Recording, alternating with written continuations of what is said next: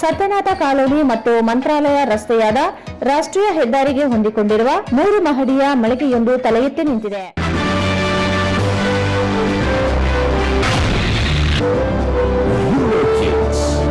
India's #1 preschool chain.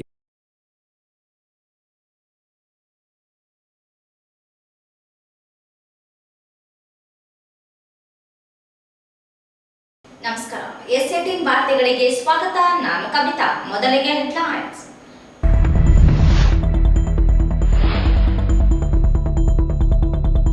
Krishna ನದಿಯಲ್ಲಿ ಹೆಚ್ಚುತ್ತಿರುವ ನೀರಿನ ಪ್ರವಾಹ. ಹೂವಿನ ಹೆಡಗಿ ಗಡ್ಡೆಗೂಳಿ ಬಸವೇಶ್ವರ ದೇವಸ್ಥಾನ ಮುಳುಗಡೆ.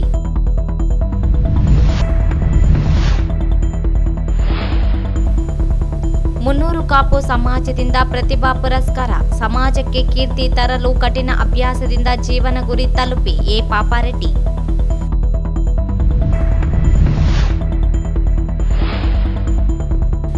ರಾಯಚೂರು ವಿಮಾನ ನಿಲ್ದಾಣ ತ್ವರಿತವಾಗಿ ನಿರ್ಮಿಸಲು ಆಗ್ರಹಿಸಿ ಮನವಿ.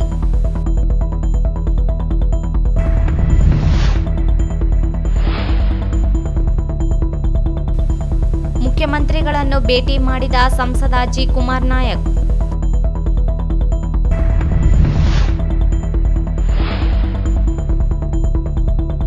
ಎಕ್ಲಾಸಪುರ ಗ್ರಾಮದ ಅಂಗನವಾಡಿ ಕೇಂದ್ರದ ಮುಂದೆ ಚರಂಡಿ ದುರ್ನಾತ. ಕ್ರಮಕ್ಕೆ ಒತ್ತಾಯ. ವಾರ್ತೆಗಳ ವಿವರ. ಆಲಮಟ್ಟಿ ಅಣೆಕಟ್ಟಿನಿಂದ 65,000 ಕ್ಯೂಸೆಕ್ ನೀರು ಹರಿಸಿದ್ದರಿಂದ ನಾರಾಯಣಪುರ ಜಲಾಶಯಕ್ಕೆ ಒಳಹರಿವಿನ ಪ್ರಮಾಣ ಹೆಚ್ಚಳವಾಗಿದೆ. ಇದೀಗ ನಾರಾಯಣಪುರ ಜಲಾಶಯದಿಂದ ಕೃಷ್ಣಾ ನದಿಗೆ ನಿತ್ಯ 68,480 ಕ್ಯೂಸೆಕ್ ನೀರು ಹರಿಸಲಾಗಿದೆ. ಇದರಿಂದಾಗಿ ಪ್ರವಾಹ ಭೀತಿ ಉಂಟಾಗಿದೆ. ಮಹಾರಾಷ್ಟ್ರದ ಪಶ್ಚಿಮ ಘಟ್ಟಗಳಲ್ಲಿ ಭಾರೀ ಪ್ರಮಾಣದಲ್ಲಿ ಮಳೆಯಾಗುತ್ತಿದೆ. ಈ ಹಿನ್ನೆಲೆಯಲ್ಲಿ ಆಲಮಟ್ಟಿ ಅಣೆಕಟ್ಟಿಗೆ ನೀರಿನ ಒಳಹರಿವಿನ ಪ್ರಮಾಣ ಹೆಚ್ಚಿದೆ. ನೀರು ಹರಿದು ಬರುತ್ತಿರುವ ಹಿನ್ನೆಲೆಯಲ್ಲಿ ಅಣೆಕಟ್ಟಿನಿಂದ 65,000 ಕ್ಯೂಸೆಕ್ ನೀರನ್ನು ನಾರಾಯಣಪುರ ಜಲಾಶಯಕ್ಕೆ ನೀರು ಬಿಡಲಾಗಿದೆ. ನಾರಾಯಣಪುರ ಜಲಾಶಯಕ್ಕೆ 65,000 ಕ್ಯೂಸೆಕ್ಸ್ ಒಳಹರಿವಿನ ಪ್ರಮಾಣವಿದ್ದರಿಂದ ಜಲಾಶಯದ 22 ಗೇಟ್ಗಳಿಂದ ನಿತ್ಯ 68,480 ಕ್ಯೂಸೆಕ್ ನೀರನ್ನು ಸದ್ಯ ನದಿಗೆ ಹರಿಸಲಾಗಿದೆ. ಕೃಷ್ಣಾ ನದಿಯಲ್ಲಿ ನೀರಿನ ಪ್ರಮಾಣ ಹೆಚ್ಚಳವಾಗಿದ್ದು ಪ್ರವಾಹ ಭೀತಿ ಎದುರಾಗಿದೆ. ನಾರಾಯಣಪುರ ಅಣೆಕಟ್ಟಿಗೆ ಒಳಹರಿವಿನ ಆಧಾರದ ಮೇಲೆ ನದಿಗೆ ಇನ್ನೂ ಹೆಚ್ಚಿನ ಪ್ರಮಾಣದಲ್ಲಿ ನೀರು ಹರಿಸಲಾಗುತ್ತದೆ ಎಂದು ಅಧಿಕಾರಿಗಳು ತಿಳಿಸಿದ್ದಾರೆ. ಕೃಷ್ಣಾ ನದಿಗೆ ನೀರು ಹರಿಸಿದ್ದರಿಂದ ಅಪಾಯದ ಮಟ್ಟ ಮೀರಿ ನೀರು ಹರಿಯುತ್ತಿದೆ. ದೇವದುರ್ಗ ತಾಲೂಕಿನ ಹೂವಿನಹಡಗಿ ಸೇತುವೆ ಬಳಿ ಇರುವ ಗಡ್ಡೆಗೂಳಿ ಬಸವೇಶ್ವರ ದೇವಸ್ಥಾನ ಸಂಪೂರ್ಣ ಮುಳುಗಡೆಯಾಗಿದೆ. ದೇವಸ್ಥಾನದ ಗೋಪುರ ಮಾತ್ರ ಕಾಣಿಸುತ್ತಿದೆ. ಹೊರಹರಿವಿನ ಪ್ರಮಾಣ ಹೆಚ್ಚಳವಾದಲ್ಲಿ ಸಂಪೂರ್ಣವಾಗಿ ದೇವಸ್ಥಾನ ನದಿಯಲ್ಲಿ ಮುಳುಗಡೆಯಾಗಲಿದೆ. ಸೇತುವೆ ಸಹ ಮುಳುಗಡೆಯಾಗಿ ದೇವದುರ್ಗ ಗುಲಬರ್ಗ ರಸ್ತೆ ಸಂಚಾರ ಬಂದ್ ಆಗಲಿದೆ. ನದಿ ತೀರದ ಗ್ರಾಮಗಳು ಮುನ್ನೆಚ್ಚರಿಕೆ ಕ್ರಮ ವಹಿಸಲು ಈಗಾಗಲೇ ಜಿಲ್ಲಾಡಳಿತ ಸೂಚನೆ ನೀಡಿದೆ. ನದಿಯಲ್ಲಿರುವ ಪಂಪ್ ಸೆಟ್ಗಳನ್ನು ತೆಗೆಯಬೇಕು ಎಂದು ರೈತರಿಗೆ ಸೂಚಿಸಲಾಗಿತ್ತು. ನದಿ ತೀರದ ಗ್ರಾಮಗಳ ಜನರು ನದಿ ಹತ್ತಿರ ಹೋಗಬಾರದು. ಜಾನುವಾರುಗಳು ಹಾಗೂ ಮಹಿಳೆಯರು ಬಟ್ಟೆ ತೊಳೆಯಲು ನದಿಗೆ ಇಳಿಯಬಾರದು ಎಂದು ಎಲ್ಲ ಗ್ರಾಮಗಳಲ್ಲಿ ಡಂಗೂರ ಹೊಡೆಸಿ ಮುನ್ನೆಚ್ಚರಿಕೆ ನೀಡಿದೆ. ಕೃಷ್ಣಾ ನದಿ ಪಾತ್ರದ ಗ್ರಾಮಗಳಾದ ಲಿಂಗಸೂರು ತಾಲೂಕಿನ ಶೀಲಹಳ್ಳಿ, ಹಂಚಿನಾಳ, ಕಡದರಗಡ್ಡಿ, ಯಳಗೊಂದಿ, ಯರಗೋಡಿ, ಜಲದುರ್ಗ ಹಾಗೂ ದೇವದುರ್ಗ ತಾಲೂಕಿನ ಕೋಳೂರು, ಜೋಳದಡಗಿ, ಆಣೆಮಲ್ಲೇಶ್ವರ, ಗಲಗ, ಗೂಗಲ್, ಮದರಗಲ್, ರಾಯಚೂರು ತಾಲೂಕಿನ ಹರಶಿಣಗಿ, ಗುರ್ಜಾಪುರ, ಕರೇಕಲ್, ಕಾಡ್ಲೂರು, ದೊಂಗರಾಂಪುರ, ದತ್ತಾತ್ರೇಯ ಸೇರಿದಂತೆ ನದಿ ಪಾತ್ರದ ಹಳ್ಳಿಗಳು ಪ್ರವಾಹ ಭೀತಿ ಎದುರಾಗುವ ಸಾಧ್ಯತೆಗಳಿವೆ. ನದಿಗೆ ಒಳಹರಿವಿನ ಪ್ರಮಾಣ ಹೆಚ್ಚಳವಾದರೆ ಮತ್ತಷ್ಟು ಹೊರಹರಿವು ಕೂಡ ಉಂಟಾಗುವ ಸಾಧ್ಯತೆ ಇದೆ. ಇದರಿಂದ ಪ್ರವಾಹ ಭೀತಿ ಎದುರಾಗಿದ್ದು ಈಗಾಗಲೇ ನದಿ ಪಾತ್ರ ಜನರಿಗೆ ಜಿಲ್ಲಾಡಳಿತ ಮುನ್ನೆಚ್ಚರಿಕೆ ನೀಡಿದೆ. ಮುನ್ನೂರು ಕಾಪು ಸಮಾಜದ ಯುವಕ ಯುವತಿಯರು ಹೆಚ್ಚಿನ ವಿದ್ಯಾಭ್ಯಾಸದಲ್ಲಿ ಗುರುತಿಸಿಕೊಂಡು ಸಮಾಜದ ಸಮಗ್ರ ಅಭಿವೃದ್ಧಿಗೆ ಉತ್ತಮ ಕೊಡುಗೆ ನೀಡಿ ಸಮಾಜಕ್ಕೆ ಕೀರ್ತಿ ತರಬೇಕು ಎಂದು ಮುನ್ನೂರು ಕಾಪು ಸಮಾಜದ ಶಿಕ್ಷಣ ಸಂಸ್ಥೆಯ ಅಧ್ಯಕ್ಷ ಮತ್ತು ಮಾಜಿ ಶಾಸಕ ಎ ಪಾಪಾರೆಡ್ಡಿ ಅವರು ಹೇಳಿದರು. ಅವರಿಂದು ನಗರದ ವೀರಾಂಜನೇಯ ಮುನ್ನೂರು ಕಾಪು ಕಲ್ಯಾಣ ಮಂಟಪದಲ್ಲಿ ಸಮಾಜದ ವತಿಯಿಂದ ಆಯೋಜಿಸಿದ್ದ ಎಸ್ಎಸ್ಎಲ್ಸಿ ಮತ್ತು ಪಿಯುಸಿಯಲ್ಲಿ ಅಧಿಕ ಅಂಕ ಗಳಿಸಿದ ಸಮಾಜದ ವಿದ್ಯಾರ್ಥಿಗಳ ಪ್ರತಿಭಾ ಪುರಸ್ಕಾರ ಸಮಾರಂಭದ ಕಾರ್ಯಕ್ರಮವನ್ನು ಉದ್ಘಾಟಿಸಿ ಮಾತನಾಡುತ್ತಾ, ಸಮಾಜ ಇನ್ನೂ ಉನ್ನತ ಮಟ್ಟದಲ್ಲಿ ಗುರುತಿಸಿಕೊಳ್ಳಲು ಶೈಕ್ಷಣಿಕ ಬಲವರ್ಧನೆ ಅತ್ಯಂತ ಪ್ರಮುಖ. ಆದ್ದರಿಂದ ಸಮಾಜದ ಯುವಕ ಯುವತಿಯರಿಗೆ ಉನ್ನತ ವ್ಯಾಸಂಗಕ್ಕಾಗಿ ಸಮಾಜದಿಂದ ಸಂಪೂರ್ಣ ಸಹಕಾರ ನೀಡಲಾಗುವುದು ಎಂದರು. ಸಮಾಜದ ವಿದ್ಯಾರ್ಥಿಗಳು ಶೈಕ್ಷಣಿಕ ಕ್ಷೇತ್ರದಲ್ಲಿ ಉತ್ತಮ ಸಾಧನೆ ಮಾಡುತ್ತಿರುವುದು ಶ್ಲಾಘನೀಯವಾಗಿದೆ. ಮುನ್ನೂರು ಕಾಪು ಸಮಾಜ ಶೈಕ್ಷಣಿಕ, ಆರ್ಥಿಕ ಮತ್ತು ರಾಜಕೀಯವಾಗಿ ಅಭಿವೃದ್ಧಿಯತ್ತ ಸಾಗುತ್ತಿದೆ. ಕಲ್ಯಾಣ ಭಾಗದ ಕಲಬುರಗಿಯಲ್ಲಿ ಸಮಾಜದ 2 ವಿದ್ಯಾರ್ಥಿಗಳು MCH ವಿದ್ಯಾರ್ಜನೆ ಮಾಡುತ್ತಿರುವುದು ಸಂತೋಷದ ಸಂಗತಿ. ಅದೇ ರೀತಿ ಇನ್ನಿಬ್ಬರು CA ಪಾಸ್ ಆಗಿದ್ದಾರೆ ಎಂದರು. ಸಮಾಜದ ವಿದ್ಯಾರ್ಥಿಗಳು ಈ ಬಾರಿ PUC 97% ಸಾಧನೆ ಮಾಡಿರುವುದು ನಿಜಕ್ಕೂ ಸಂತೋಷದ ಸಂಗತಿಯಾಗಿದೆ ಎಂದು ತಿಳಿಸಿದರು. ತಾರನಾಥ ಶಿಕ್ಷಣ ಸಂಸ್ಥೆಯ ಅಧ್ಯಕ್ಷ ಪಾರಸಮಲ್ ಸುಕಾಣಿ ಅವರು ಕಾರ್ಯಕ್ರಮವನ್ನು ಉದ್ಘಾಟಿಸಿ ಮಾತನಾಡಿದರು. ಕಳೆದ 60 ವರ್ಷಗಳ ಹಿಂದೆ ಮುನ್ನೂರು ಕಾಪು ಸಮಾಜ ಹೇಗಿತ್ತು, ಪ್ರಸ್ತುತ ಮುನ್ನೂರು ಕಾಪು ಸಮಾಜ ಯಾವ ಮಟ್ಟದಲ್ಲಿ ಬೆಳೆಯುತ್ತಿದೆ ಎಂಬುದು ಮನವರಿಕೆ ಮಾಡಿಕೊಳ್ಳಬೇಕು. ಜಿಲ್ಲೆಯ ಸಾಂಸ್ಕೃತಿಕ ರಾಯಭಾರಿ ಎ ಪಾಪಾರೆಡ್ಡಿ ಮತ್ತು ಬೆಲ್ಲಂ ನರ್ಸರೆಡ್ಡಿ ಅವರ ಸಾರಥ್ಯದಲ್ಲಿ ಸಮಾಜ ಒಗ್ಗಟ್ಟು ಪ್ರದರ್ಶನದೊಂದಿಗೆ ಶೈಕ್ಷಣಿಕ, ಆರ್ಥಿಕ ಮತ್ತು ರಾಜಕೀಯವಾಗಿ ತನ್ನ ಪ್ರಾಬಲ್ಯ ಪ್ರದರ್ಶಿಸಿದೆ. ಮುಂಗಾರು ನಂತರ ಮುನ್ನೂರು ಕಾಪು ಸಮಾಜ ಎಲ್ಲ ಸಾಂಸ್ಕೃತಿಕ ಕಾರ್ಯಕ್ರಮಗಳನ್ನು ಆಯೋಜನೆ ಮಾಡುತ್ತಿರುವುದರೊಂದಿಗೆ ಮುನ್ನೂರು ಕಾಪು ಸಮಾಜ ವಿದ್ಯಾರ್ಥಿಗಳಿಗೆ ಶೈಕ್ಷಣಿಕವಾಗಿ ಪ್ರೋತ್ಸಾಹಿಸಿರುವ ಕಾರ್ಯ ಅತ್ಯಂತ ಶ್ಲಾಘನೀಯ ಎಂದರು. ನೀಟ್ ಪರೀಕ್ಷೆ ಕೇಂದ್ರವನ್ನು ನಗರದಲ್ಲಿ ಸ್ಥಾಪನೆಗೆ ನಿರ್ಧಾರ ಮಾಡಲಾಗಿದೆ ಎಂದರು. SSLC ಮತ್ತು PUCಯಲ್ಲಿ ಅಧಿಕ ಅಂಕ ಗಳಿಸಿದ ಸಮಾಜದ ವಿದ್ಯಾರ್ಥಿಗಳ ಪ್ರತಿಭಾ ಪುರಸ್ಕಾರ ಜೊತೆಗೆ 2,000 ರೂಪಾಯಿ ಹಾಗೂ ಬೆಳ್ಳಿ ಪದಕ ನೀಡಿ ಪಾಪಾರೆಡ್ಡಿ ಅವರು ಗೌರವಿಸಿದರು. ಸುಭಾಷ್ ಚಂದ್ರ ಪಾಟೀಲ್ ಅವರು ಉಪನ್ಯಾಸ ನೀಡಿದರು. ಯು ಕೃಷ್ಣಮೂರ್ತಿ ಅವರು ಪ್ರಾಸ್ತಾವಿಕವಾಗಿ ಮಾತನಾಡಿದರು. ಈ ಸಂದರ್ಭದಲ್ಲಿ ಬೆಲ್ಲಂ ನರ್ಸರೆಡ್ಡಿ, ವಿ ಕೃಷ್ಣಮೂರ್ತಿ, ಫಕೀರಪ್ಪ ನರ್ಸರೆಡ್ಡಿ, ಶೇಖರ ರೆಡ್ಡಿ, ಉಪ್ಪಿ ಲಿಂಗಾರೆಡ್ಡಿ, ಕುಕ್ಕಲ ನರ್ಸರೆಡ್ಡಿ, ರಾಳ ತಿಮ್ಮಾರೆಡ್ಡಿ, ಬುಡತಪ್ಪಗಾರು, ಆಂಜನೇಯ ರೆಡ್ಡಿ, ಶ್ರೀನಿವಾಸ್ ರೆಡ್ಡಿ, ಜಿ ವೆಂಕಟರೆಡ್ಡಿ, ರೇಖಾರೆಡ್ಡಿ, ಕೆ ಸುಜಾತಾರೆಡ್ಡಿ, ಬಂಗಿ ನರ್ಸರೆಡ್ಡಿ, ಗೋವಿಂದ ರೆಡ್ಡಿ, ಗುಡ್ಸಿ ನರ್ಸರೆಡ್ಡಿ, ನಯನ್ ಶ್ರೀನಿವಾಸ ರೆಡ್ಡಿ, ಚಂದ್ರಶೇಖರ ರೆಡ್ಡಿ, ಗೋಪಾಲ್ ಚಂದ್ರಶೇಖರ ರೆಡ್ಡಿ, ಗುಂಜಿಪಲ್ಲಿ ನರ್ಸರೆಡ್ಡಿ, ಗುಂಜಿಪಲ್ಲೆ ನಗರಸಭೆ ವೆಂಕಟರೆಡ್ಡಿ, ಸರೋಜಮ್ಮ, ವೆಂಕಟಮ್ಮ, ಕವಿತಾ, ನವನೀತ, ರೇಖಾ ರಾಜೇಂದ್ರ ರೆಡ್ಡಿ, ಪಾಳ್ಯಂ, ಪುಂಡ್ಲ ರಾಜೇಂದ್ರ ರೆಡ್ಡಿ, KM ಸುಜಾತ ರೆಡ್ಡಿ, ಬೆಲ್ಲಂ ಸೀತಾರೆಡ್ಡಿ, ಮೀನಾಕ್ಷಿ, ವಿದ್ಯಾರ್ಥಿಗಳು ಸೇರಿದಂತೆ ಮುನ್ನೂರು ಕಾಪು ಸಮಾಜದ ಮುಖಂಡರು, ಯುವಕರು ಪಾಲ್ಗೊಂಡಿದ್ದರು.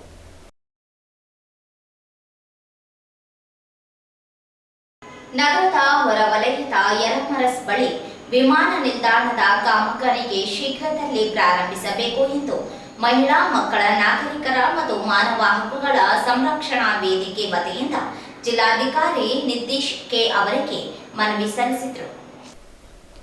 ಯರಮರಸ್ ಹೊರವಲಯದಲ್ಲಿ ವಿಮಾನ ನಿಲ್ದಾಣದ ಕಾಮಗಾರಿ ಶೀಘ್ರವಾಗಿ ಆರಂಭ ಮಾಡಲು ಕ್ರಮ ವಹಿಸಬೇಕು ಹಾಗೂ ರಾಯಚೂರಿನ ಹೊರವಲಯ ರಾಷ್ಟ್ರೀಯ ಹೆದ್ದಾರಿ ನಂಬರ್ 167 54.566 ಕಿಲೋಮೀಟರ್ ವಿಸ್ತಾರವಾದ ಭೂಮಿ ಸ್ವಾಧೀನ ಕಚೇರಿ ಶಕ್ತಿನಗರದಲ್ಲಿದ್ದು, ಇದೀಗ ರೈತರಿಗೆ ಅನುಕೂಲವಾಗಲು ರಾಯಚೂರಿಗೆ ಸ್ಥಳಾಂತರ ಮಾಡಲು ಮನವಿ ಸಲ್ಲಿಸಿದ್ದು, ಜಿಲ್ಲಾಧಿಕಾರಿಗಳು 24 ಗಂಟೆ ಒಳಗಾಗಿ ರಾಯಚೂರಿನ ನಗರದಲ್ಲಿ ಸ್ಥಳಾಂತರಿಸಿದ್ದಾರೆ. ನವೋದಯ ಕಾಲೇಜು ಎದುರಿನ ಅನುಷಾ ಕಾಂಪ್ಲೆಕ್ಸ್ನಲ್ಲಿ ಕಚೇರಿ ಮಾಡಲಾಗಿದೆ. ರೈತರ ಈ 167 ಹೆದ್ದಾರಿಯ ಸಂಬಂಧಪಟ್ಟ ತಮ್ಮ ಭೂಮಿಯ ದಾಖಲೆಗಳು ಮತ್ತು ವಿವರಗಳನ್ನು ಪಡೆಯಲು ಅನುಕೂಲವಾಗಿದೆ. ರೈತರಿಗೆ ಅನುಕೂಲ ಮಾಡಿಕೊಟ್ಟ ಜಿಲ್ಲಾಧಿಕಾರಿಗಳಿಗೆ ಅಭಿನಂದಿಸಿದರು. ಎಲ್ಲರೂ ನಮ್ಮ ಸಹಕಾರ ಇದೆ ಸರ್. ಈಗ ರಾಜು ಅಂತೇಳಿ ಸರ್, ನಿಮ್ಮ ಜೊತೆಗಿದ್ದೀವಿ. ಯಾವ ದಲಿತರು ಸರ್, ಮತ್ತೆ ನಮ್ಮ ಸಾಹೇಬ್ರು ಗುಡಿ ಅದ, ಓಪನ್ ಇದೆ, ಫ್ರೀ ಮ್ಯಾರೇಜ್ ಮಾಡಿದ್ರೆ ಎಲ್ಲ ಕಡೆ ಬಂದಿರ್ತೀವಿ ಸರ್.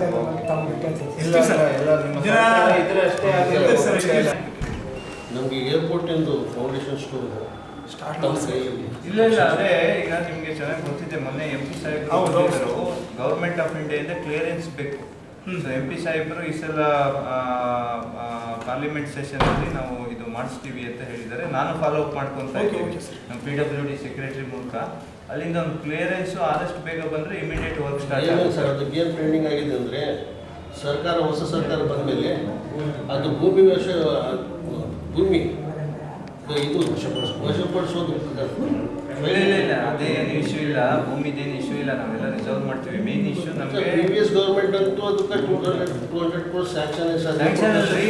ಅದು ಮಾಡೋಕ್ಕೆ ಗೌರ್ಮೆಂಟ್ ಆಫ್ ಇಂಡಿಯಾ ಕ್ಲಿಯರೆನ್ಸ್ ಬೇಕು. ಏರ್ಪೋರ್ಟ್ಗೆ ಒಂದು clearance, ministry of civil aviation clearance ಕೊಡಬೇಕು. ಅದು ಬಂದ ತಕ್ಷಣ ಇಮಿಡಿಯೇಟ್ ನಾವು ಮಾಡ್ತೀವಿ. ನಮ್ಮ ಕಡೆಯಿಂದ ಇದು ನಮ್ಮ ವೇದಿಕೆ ವತಿಯಿಂದ ಇಲ್ಲ ಸರ್.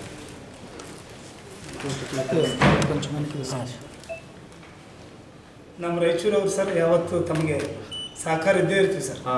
ಇದೇ ಸರ್, ಸಲುವಾಗಿ ಬಂದಿವಿ ಸರ್. ಈಗ ಅಭಿವೃದ್ಧಿ ಮಾಡ್ಬೇಕು. ಮೊದಲು ಸರ್ ಇರ್ತೀವಿ ಸರ್ ನಾವು ನೀಡಿರುವ ಸರ್ ನಾವು ಬೇಡಿಕೆ ಇದೆ ಸರ್. ಈ ಸಂದರ್ಭದಲ್ಲಿ ಸಂಸ್ಥಾಪಕ ಜಿ ರಾಜೇಶ್ವರ ರಾವ್, ಎಸ್ ರಾಜು, ಮಾಜಿ ನಗರಸಭೆ ಸದಸ್ಯ ಭೀಮಣ್ಣ ಮಂಚಾಲ, ಜಿ ವೀರೇಶ್ ರೆಡ್ಡಿ, ಪಿ ರವಿರೆಡ್ಡಿ, ನರೇಶ್ ಕಟ್ಲಟ್ಟೂರು, ಗಿರೀಶ್ ಆಚಾರಿ, ಬಸವರಾಜ ಸೇರಿದಂತೆ ಅನೇಕರಿದ್ದರು. ಈಗ ಜಾಹೀರಾತು. ಶ್ರೀ ಶಿರಡಿ ಸಾಯಿಬಾಬಾ ಸೇವಾ ಚಾರಿಟೇಬಲ್ ಟ್ರಸ್ಟ್ ರಾಯಚೂರು ಓಂ ಸಾಯಿ ಧ್ಯಾನ ಮಂದಿರ.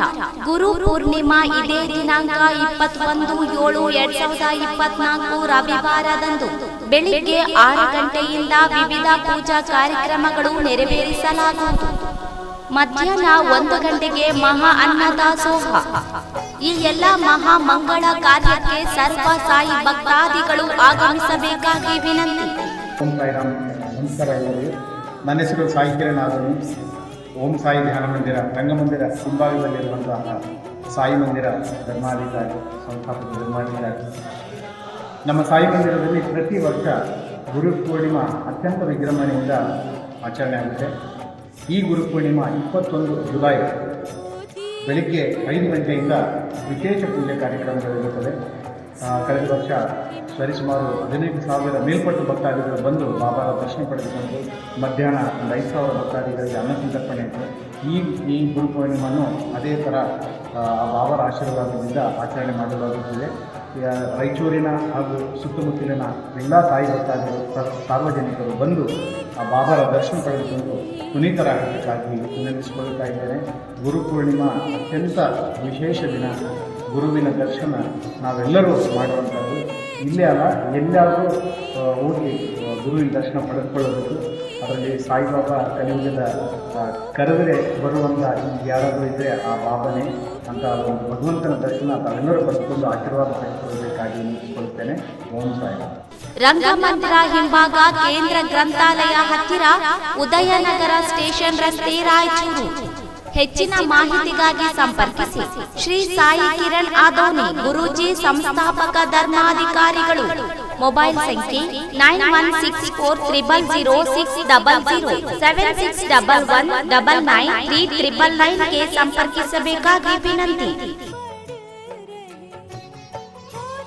ನಗರದ ಪ್ರತಿಷ್ಠಿತ ಬಡಾವಣೆಗಳಲ್ಲಿ ಒಂದಾದ ಸತ್ಯನಾಥ ಕಾಲೋನಿ ಮತ್ತು ಮಂತ್ರಾಲಯ ರಸ್ತೆಯಾದ ರಾಷ್ಟ್ರೀಯ ಹೆದ್ದಾರಿಗೆ ಹೊಂದಿಕೊಂಡಿರುವ 3 ಮಹಡಿಯ ಮಳಿಗೆಯೊಂದು ತಲೆ ಎತ್ತಿ ನಿಂತಿದೆ. ಇದರಲ್ಲಿ ಪ್ರತಿ ಮಹಡಿಯಲ್ಲಿ 2250 ಸ್ಕ್ವೇರ್ ಫೀಟ್ ಅಳತೆಯ ಜಾಗವಿದ್ದು, ಇದರಲ್ಲಿ ತಮಗೆ ಬೇಕಾದಂತಹ ವ್ಯಾಪಾರ ವಹಿವಾಟುಗಳನ್ನು ಮಾಡಿಕೊಳ್ಳಬಹುದು. ರೆಡಿಮೇಡ್ ಬಟ್ಟೆ ಅಂಗಡಿ, ಸೀರೆ ಅಂಗಡಿ, ಫರ್ನಿಚರ್ ಶೋರೂಮ್, ಆಫೀಸ್, ಕಾಲೇಜು, ಶುದ್ಧ ಶಾಕಾಹಾರ ಹೋಟೆಲ್ನಂತಹ ವ್ಯವಹಾರಗಳನ್ನು ಮಾಡಿಕೊಳ್ಳಬಹುದು.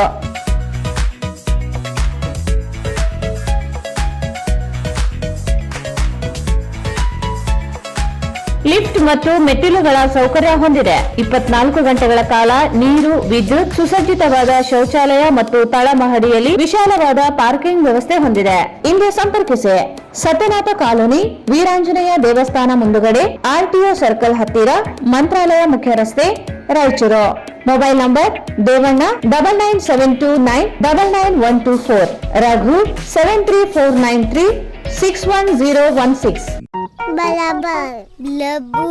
Bubble, bubble, so bubble. Bye.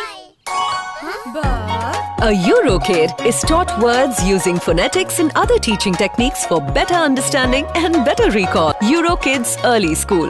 Right start, flying start. Wow. Wow. Wow. Wonderful. Wow.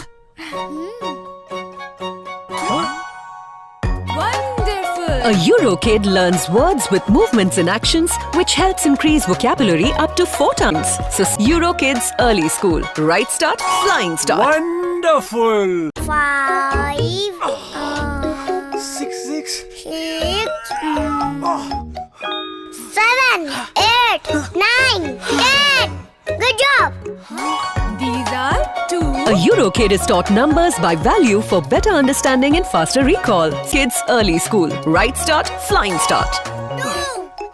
ವಿಧಾನಸಭೆ ಅಧಿವೇಶನ ಹಿನ್ನೆಲೆ ಬೆಂಗಳೂರಿನ ರಾಡಿಸನ್ ಬ್ಲೂ ಹೋಟೆಲ್ನಲ್ಲಿ ಮುಖ್ಯಮಂತ್ರಿಗಳ ಅಧ್ಯಕ್ಷತೆಯಲ್ಲಿ ನಡೆದ ಶಾಸಕಾಂಗ ಪಕ್ಷದ ಸಭೆಯಲ್ಲಿ ರಾಯಚೂರು ಲೋಕಸಭಾ ಕ್ಷೇತ್ರದ ಸಂಸದರಾದ ಜಿ ಕುಮಾರ್ ನಾಯಕ್ ಅವರು ಮುಖ್ಯಮಂತ್ರಿ ಸಿದ್ದರಾಮಯ್ಯ ಅವರನ್ನು ಭೇಟಿ ಮಾಡಿ ಪುಷ್ಪಗುಚ್ಛ ನೀಡುವ ಮೂಲಕ ರಾಯಚೂರು ಮತ್ತು ಯಾದಗಿರಿ ಭಾಗದ ಅಭಿವೃದ್ಧಿಗೆ ಹೆಚ್ಚಿನ ಪ್ರಾತಿನಿಧ್ಯ ನೀಡಬೇಕು ಎಂದು ಮನವಿ ಮಾಡಿದರು. ಕಾಂಗ್ರೆಸ್ ಶಾಸಕಾಂಗ ಪಕ್ಷದ ಸಭೆಯಲ್ಲಿ ಅಧಿವೇಶನದಲ್ಲಿ ಪ್ರಸ್ತಾಪಿಸಲಾಗುತ್ತಿರುವ ಪ್ರಮುಖ ವಿಚಾರಗಳ ಕುರಿತು ಹಾಗೂ ರಾಜ್ಯದ ಸರ್ವತೋಮುಖ ಅಭಿವೃದ್ಧಿಯ ಕುರಿತು ಸುದೀರ್ಘ ಚರ್ಚೆ ನಡೆಸಿದರು.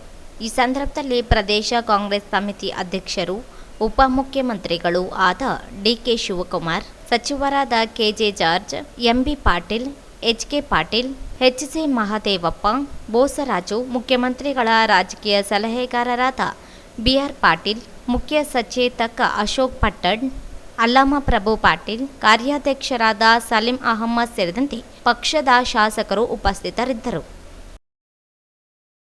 ನಗರದ ವಾರ್ಡ್ ನಂಬರ್ 34ರ ಎಕ್ಲಾಸ್ಪುರ ಗ್ರಾಮದ ಅಂಗನವಾಡಿ ಕೇಂದ್ರ 2ರ ಮುಂದೆ ಚರಂಡಿಯಲ್ಲಿ ಹೂಳು ತುಂಬಿದ್ದು ಸ್ವಚ್ಛಗೊಳಿಸಬೇಕೆ ಎಂದು ದಲಿತ ಸಂಘರ್ಷ ಸಮಿತಿ ಮುಖಂಡರು ನಗರಸಭೆ ಪೌರಾಯುಕ್ತರಿಗೆ ಮನವಿ ಸಲ್ಲಿಸಿದರು.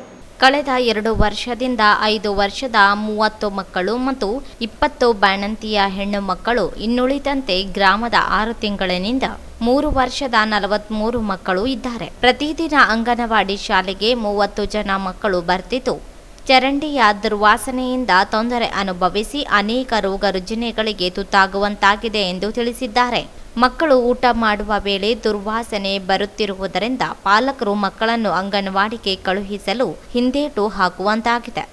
ಅಶುಚಿತ ವಾತಾವರಣದಿಂದ ಮಕ್ಕಳಿಗೆ ಅನೇಕ ಬಾರಿ ವಾಂತಿ ಭೇದಿಯಾಗಿದೆ. ಮಳೆಗಾಲದ ಸಂದರ್ಭದಲ್ಲಿ ಅದರ ಸ್ಥಿತಿ ಹೇಳತೀರದಾಗಿದೆ. ಕೂಡಲೇ ಸ್ವಚ್ಛತೆಗೆ ಗಮನ ಹರಿಸಿ ಅನುಕೂಲ ಮಾಡಿಕೊಡಬೇಕೆಂದು ಮನವಿ ಮಾಡಿದರು.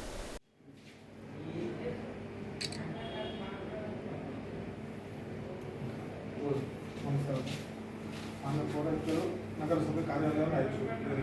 ವಿಷಯ ವಾರ್ಡ್ 34 ಎಕ್ಲಾಸ್ಪುರಿನ ಅಂಗನವಾಡಿ ಕೇಂದ್ರ 2ರ ಮುಂದೆ ಇರುವ ದೊಡ್ಡ ಚರಂಡಿ ಕಾಲುವೆಯಲ್ಲಿ ಬಿದ್ದಿರುವ ಗೋಳು, ಕಸ ಮತ್ತು ಕಡ್ಡಿಯಿಂದ ತುಂಬಿರುವುದು ಜೆಸಿಬಿ ಮೂಲಕ ತೆಗೆದು ಮೋರ ಹಾಕಿ ಸ್ವಚ್ಛಗೊಳಿಸುವ ಬಗ್ಗೆ ಮಾಡಿದರೆ ಈ ಮೇಲ್ಕಾಣಿಸಿದ ವಿಷಯಕ್ಕೆ ಸಂಬಂಧಿಸಿದ ಈ ಸಂದರ್ಭದಲ್ಲಿ ಡಿಎಸ್ಎಸ್ ಸಂಚಾಲಕರಾದ ಜಿಂದು ಎಕ್ಲಾಸಪುರು, ಬಡೇಸಾಬ್, ಈಶ್ವರ, ರಾಘವೇಂದ್ರ, ವೆಂಕಟೇಶ್, ಕರೆಯಪ್ಪ ಸೇರಿದಂತೆ ಅನೇಕರಿದ್ದರು.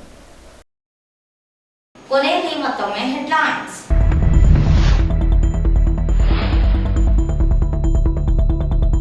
ಕೃಷ್ಣಾ ನದಿಯಲ್ಲಿ ಹೆಚ್ಚುತ್ತಿರುವ ನೀರಿನ ಪ್ರವಾಹ, ಹೂವಿನ ಹೆಡಗಿ, ಗಡ್ಡೆಗೂಳಿ ಬಸವೇಶ್ವರ ದೇವಸ್ಥಾನ ಮುಳುಗಡೆ.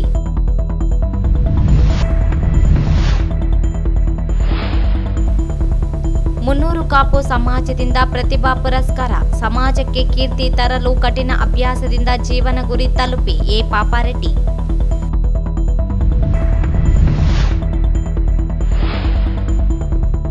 ರಾಯಚೂರು ವಿಮಾನ ನಿಲ್ದಾಣ ತ್ವರಿತವಾಗಿ ನಿರ್ಮಿಸಲು ಆಗ್ರಹಿಸಿ ಮನವಿ.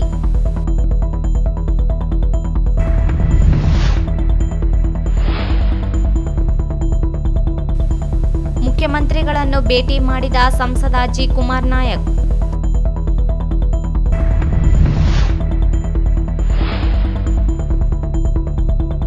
ಎಕ್ಲಾಸಪುರ ಗ್ರಾಮದ ಅಂಗನವಾಡಿ ಕೇಂದ್ರದ ಮುಂದೆ ಚರಂಡಿ ದುರ್ನಾತ, ಕ್ರಮಕ್ಕೆ ಒತ್ತಾಯ. ಇಲ್ಲಿಗೆ ವಾರ್ತಾ ಪ್ರಸಾರ ಮುಕ್ತಾಯವಾಯಿತು. ಮುಂದಿನ ವಾರ್ತೆಗಳೊಂದಿಗೆ ಭೇಟಿಯಾಗೋಣ. ವಂದನೆಗಳು.